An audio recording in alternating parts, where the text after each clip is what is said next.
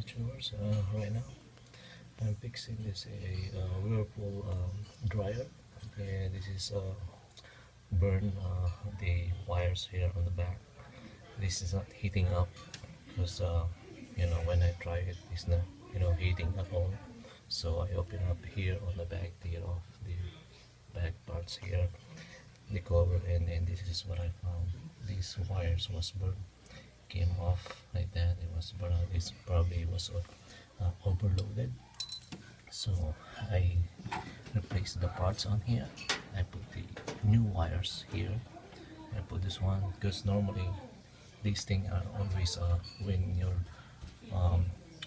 elements here is not heating up. Normally this is the one is broken always. This thermal cut off right here. So another switch down over here also.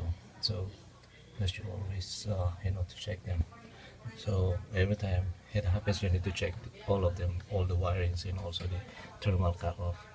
So right now I already put it in the new one, the new wires here. I'm going to replace the new parts, but I have a lot of parts here to replace them. I have new parts here and to replace them. These all the parts I bought it from online. Right here is a Whirlpool. So testing this. Let me try it if it gonna work. I'm gonna plug it in. Okay. We're gonna try it if it's gonna work, and turn it on. Okay.